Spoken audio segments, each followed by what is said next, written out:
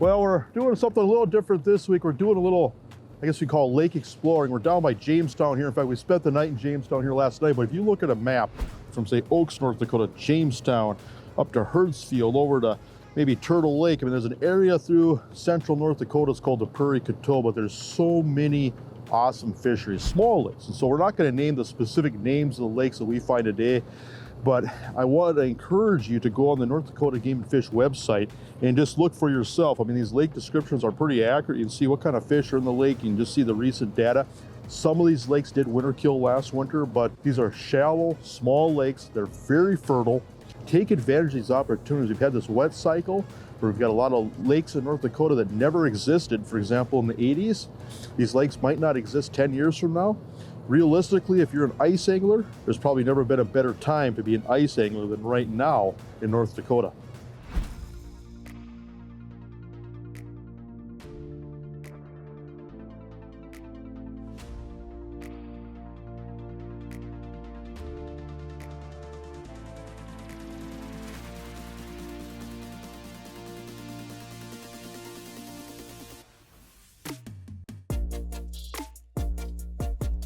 You know, we're just gonna fish outside here right away. It's cold out. First cold weather we've had, really. I mean, it's 5-10 degrees, so we're making ice here, but we're gonna fish outside and just try to fish through spots fast and try to find fish, try to mark some fish, and once we can find something, I think we'll set up the flip over here pretty quick. But I'm just gonna bounce around here with a Tikka minnow here and just see if I can see any activity. Fish kind of aggressively and hope these fish meet us halfway.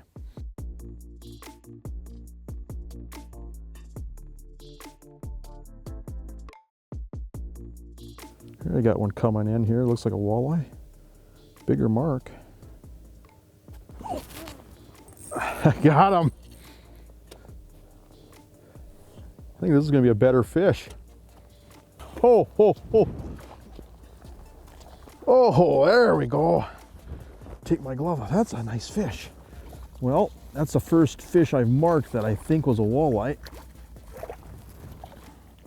Oh, I got to save. Look at that. That's what we came out here looking for. Look at that.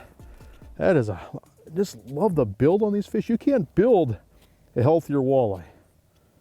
Goodness, that's nice. Well, that fish is a little bit too big to eat. Isn't that, golly, I just can't get over how these types of fisheries just produce such quality fish. I mean, they're just chunks. And so, well, I don't know.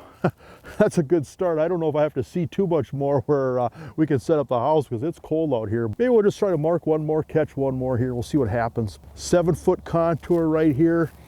We started right back on this point here, and basically what it was, a lot sharper break, kind of a high bank, sharper break, and then it kind of came into a flat. I thought, well, let's just go back this way here and check this, and sure enough, on these lakes, I love these 5 to 8 foot flats where they come off and they kind of have a nice gradual slope and they slowly go back into the basin. It seems like these fish really love to run these shelves, or if you could find any type of a flooded roadbed, you know, those types of spots really seem to hold walleyes in these kind of lakes.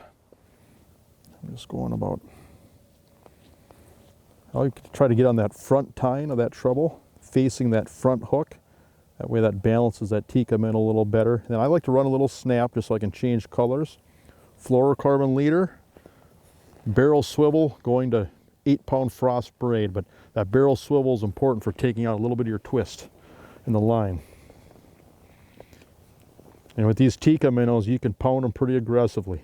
You know, maybe just a 6-inch stroke is what I like to do in these dish bowl lakes where you got some little bit of stained water. Come on. Oh yeah. Oh yeah. Oh yeah. Here's a dandy. Here's a dandy. Good fish, Jason. Good fish. Oh, look at the size of this guy. Oh, it's a nice one. It's a nice fish. Oh yeah. There we go. The pose. That's the gold. Here we go, guys. So I'm fishing in about 6 feet of water. I changed up a little. Instead of using just the minnow head, I used a whole minnow. And this time I didn't break the back on it, so I could just let it hang and let it swim there, and it just couldn't resist it. Let's go get another one. There we go. Well, we're definitely marking some fish. So one, got 2 fish. I guess what they say, 2 fish is a pattern. Definitely got some fish in here. So I think, I don't know, I think we just get on this 8-foot contour here and just set up a house and see if we can run traffic and enjoy the day here, hopefully. I always say my best spots is when I can just sit in one spot all day and beat on the fish.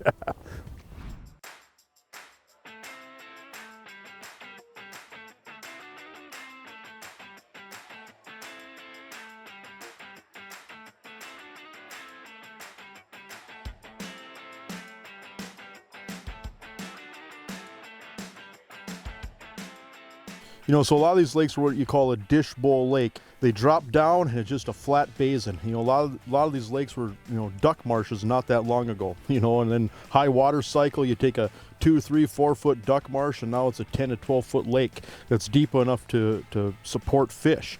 And so there's not a lot of structure on these lakes. And so for the walleyes, what I find is you can't go wrong targeting the shallow shorelines or any type of shallow structure. There might be some islands in some of these lakes, but any type of a point that comes out, any type of just a shallow flat that say from 3 to maybe 7, 8 feet of water before it goes into that basin, these fish love these shallow tapering flats that come off the shorelines. And I think the reason being is that a lot of these fisheries are driven by invertebrates, and that's where all the food is. That's where all the aquatic invertebrates are, a lot of the vegetation is, and as a rule of thumb, you can't go wrong targeting walleyes on these lakes in fairly shallow water, usually less than 9 feet of water. So we found a couple of fish along here. We're hoping we can just set up the house here and just run traffic. It's so cold outside that we figured, you know what, if we can be so lucky, and let's enjoy the day. But this is just classic walleye fishing in the sense of just kind of the 1-2 punch, if you will, in the sense that we're jigging pretty aggressively. See if we can catch fish that are aggressive, obviously, which a lot of times in the shallower water, these fish will be pretty aggressive.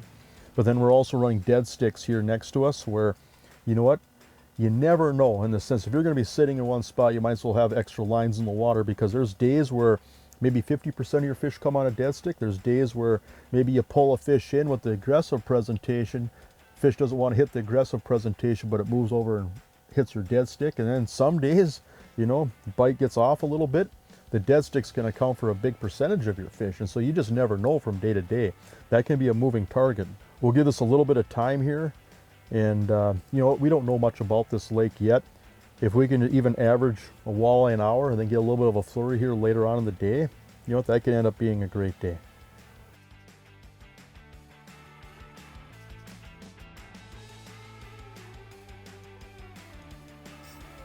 Yeah, got one? It's a nice one. All right.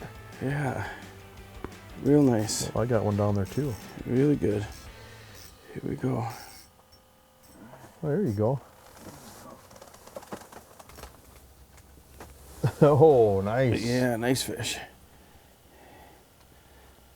The North Dakota pose. Beautiful.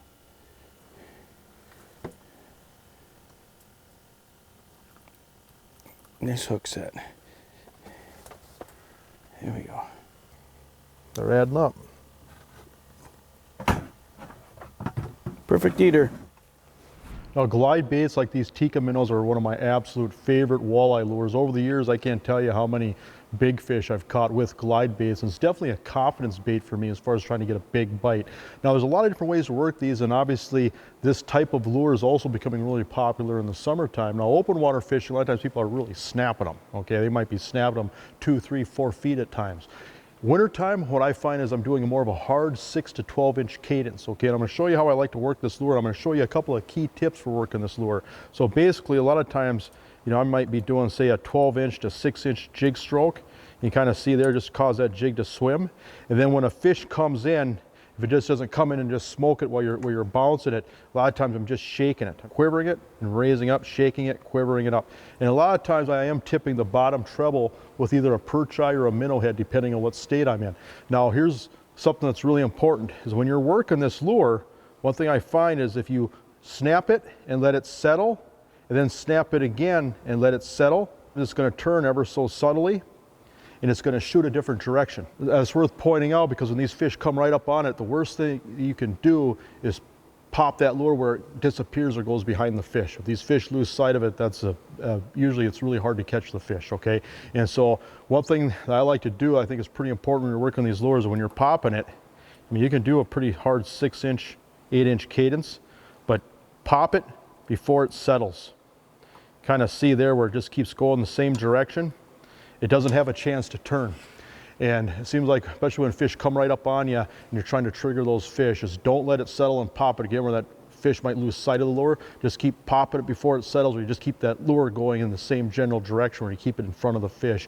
And a lot of times when these fish get close, you're gonna have a lot better chances of triggering that fish, because one thing walleyes aren't very good at is backing up. And they don't like to turn real sharp, and so just keep that lure in front of the fish by not letting that lure settle, and just a hard quiver, a hard pop, or a hard snap. When we're fishing these shallow prairie lakes, it's just a 6 to 8 inch snap, and it's just a hard knock, just to keep that lure in a general frame where these fish can hone in on it and find it.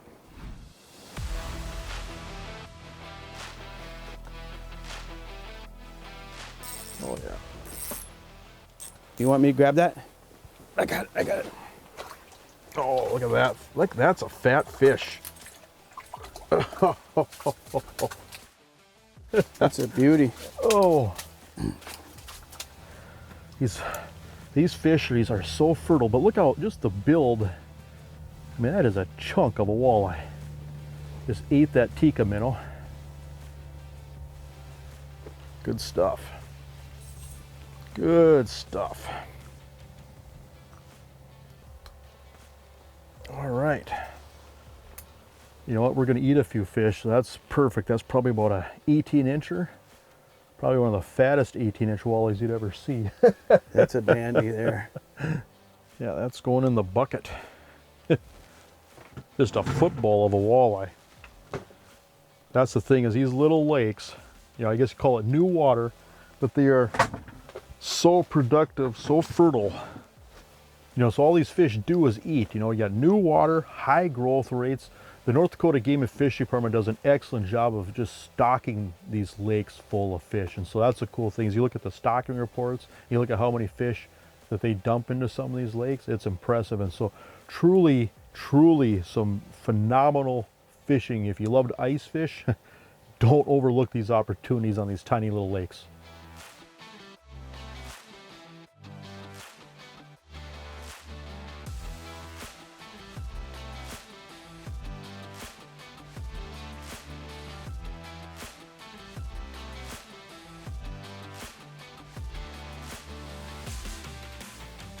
You know, if you were to look at a lot of these lakes, I mean, you can drive by them and they can look really, really unassuming. But for the North Dakota Game and Fish Department to stock a lake, there has to be some type of a public access or some type of a public right-of-way where anglers can access the lake. And so when you look at the Game and Fish website, you know, you'll get a list of all the different lakes. You can pick a region and get really detailed information for every lake. And so there are so many hidden little gems in this state. And, you know, a lot of these lakes don't have boat ramps. And so for a lot of these lakes, the only time they get fished is in the wintertime, and they can provide some tremendous ice fishing opportunities. Oh, there definitely. There you go. Nice.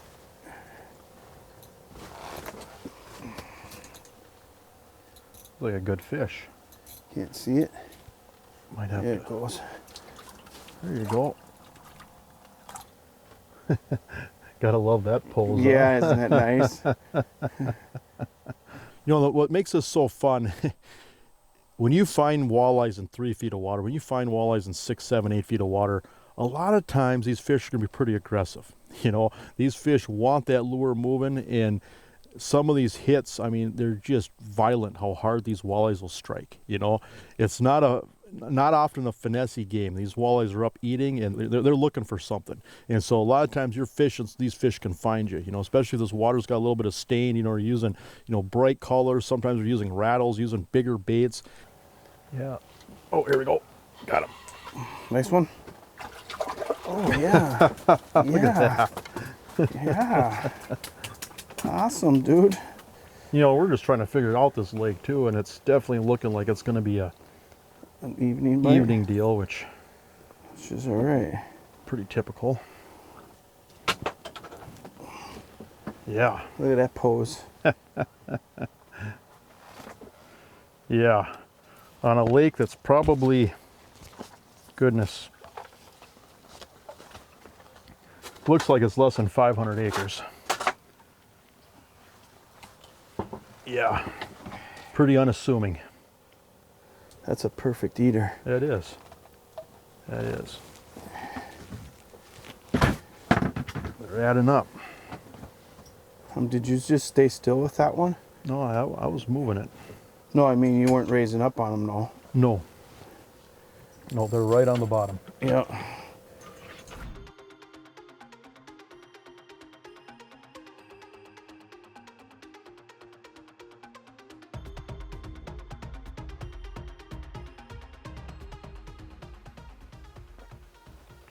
Good way to spend a day, huh? Nothing better.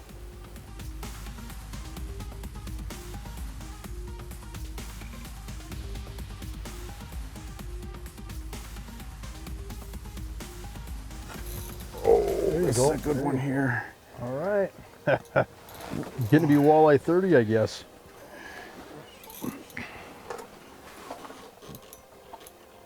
Need help? It's tangled up around my transducer. I can't see it. Yeah. Good eater. Well, I think we're right about the evening bite.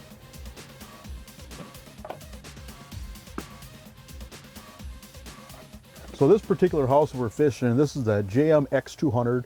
It's available only at Shields, but if you're walleye fishing, you just need to spread multiple lines out, especially if you're on big water or rugged conditions. This is a perfect shelter. 1800 denier fabric, so it's a very warm shelter. That XT frame design increases a lot more height to the front of the fish house, and so if you're using dead sticks, your heater, electronics, you can push a lot more to the front of you where you don't have that slope that would take up room in the traditional fish house designs. And then a heavy duty tub, but if you're pulling this, this is a serious shelter. Now, is it a shelter if you're going to be moving around by hand or lifting into a vehicle by yourself? Absolutely not. This is a shelter if you're going to tow behind a machine, if you're fishing with a couple of people, that's what this shelter is designed for. But if you need a rugged, durable shelter for pulling through tough conditions, this would be it.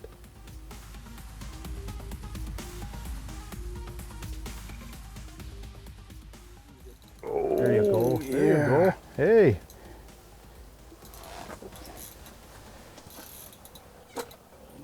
Tree shaker.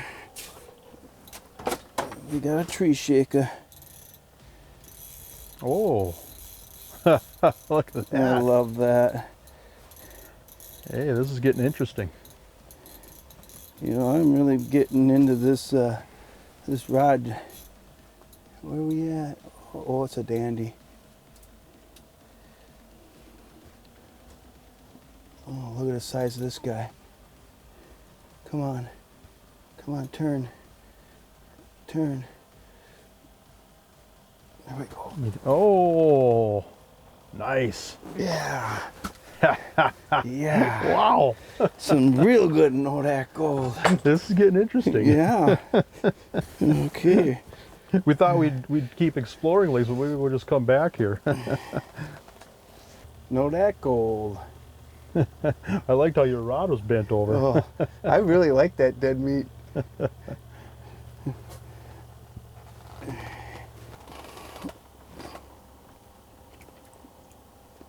it goes.